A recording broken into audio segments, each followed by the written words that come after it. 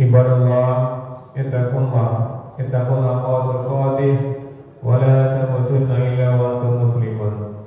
Wa qala ta'ala fi kitabil karim, a'udzu billahi minasy syaithanir rajim. Bismillahirrahmanirrahim. Wa yukallimun nas fil mahdi wa kahlan wa minas shalihin. Subhanallahu azim.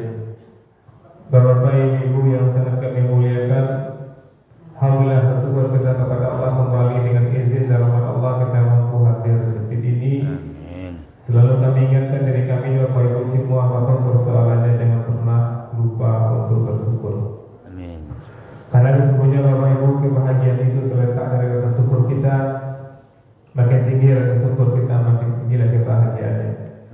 Apapun pikiran-pikiran yang membuat kita sedih, membuat kita gundah, gulana, buang itu semua, kita ganti ucapan kita, keluh kesah kita ganti dengan astagfirullahaladzim, astagfirullahaladzim.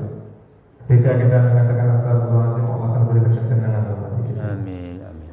Bermohon doa kita kepada Allah Bapak Ibu, kiranya setiap detik yang kita lewati benar-benar berbeda ibadah. Dan bermohon doa kita kepada Allah, kiranya hidayah Allah selalu menyertai hidup kita sampai kita tinggalkan dunia ini. Amin. Amin ya Allah, ya Rabbal Alamin. Bapak Ibu, penduduk surga yang masih berada di dunia yang kami muliakan, kita lanjutkan hikmah dan pelajaran dari suci Al-Quran. Sekarang kita masuk surah Al-Imran ayat 46. Masih lanjutan dari kisah Maryam.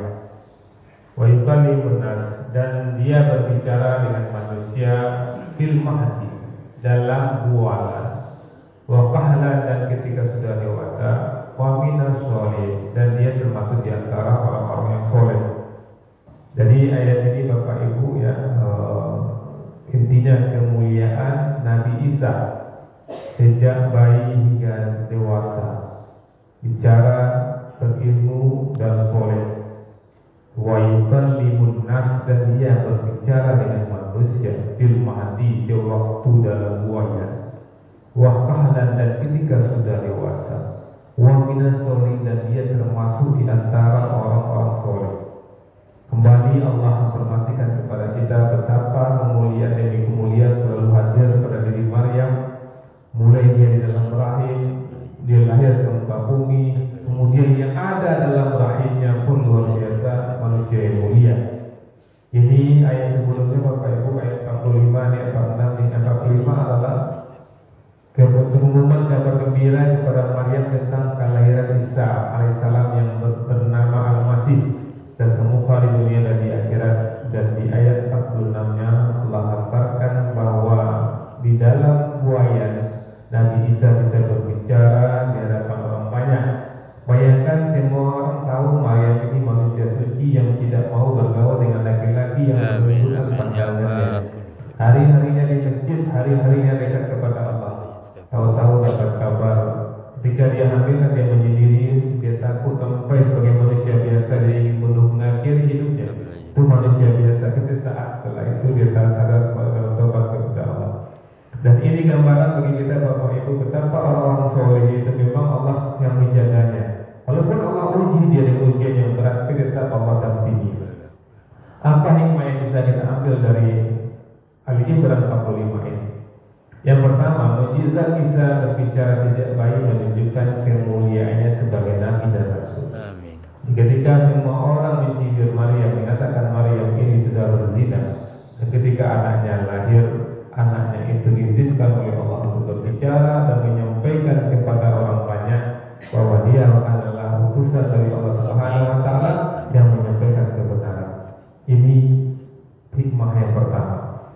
Yang kedua Bapak Ibu, orang yang soleh tidak hanya mulia di dunia tapi juga mulia di sisi Allah. Allah mengatakan di sini, wa yukallimun nas, dan yang berbicara dengan manusia fil mahdi, dalam buaya, wa kahlan, dan ketika dewasa, wa minas sholihin, dan termasuk di antara orang-orang yang soleh. Maka orang-orang yang soleh itu adalah orang-orang yang dipilih dari Allah Subhanahu wa taala. Apakah kita mengatakan Allah memilih mengacak-acak orang? Tidak. Allah memilih orang yang ingin dipilih. Allah yang berpetunjuk kepada siapa yang Allah kehendaki. Bukan berarti Allah mengacak-acak siapa yang Allah kehendaki, tidak. Yang Allah kehendaki itu memang orang-orang yang memang menghendaki hidayah itu. Maka jangan pernah kita tidak termasuk orang yang menghendaki hidayah. Kita minta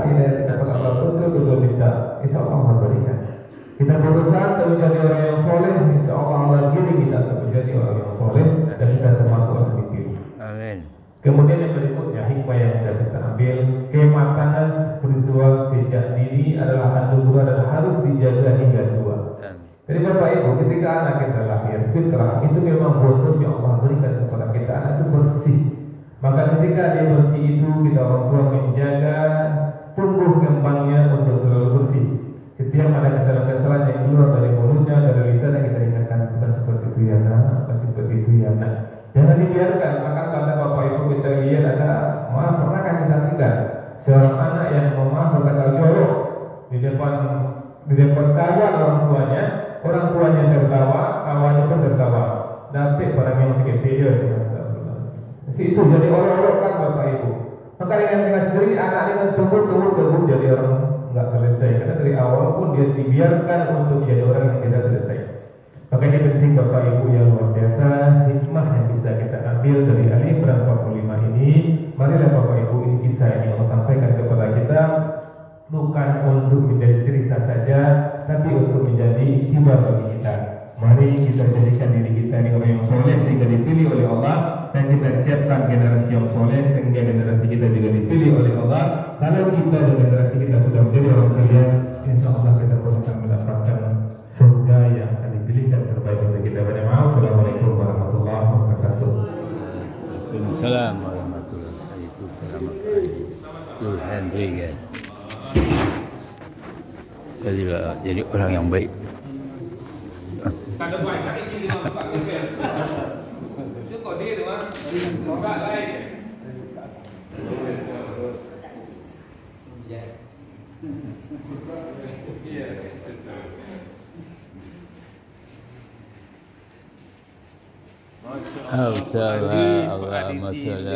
Terima kasih banyak ceramahnya Pak Ustaz. Besar manfaatnya bagi kami Pak Ustaz. Aduh Allah. Allah. Man, Allah sehat man. Cukuplah tu ya. Ada. Siman kegadang-gadangan.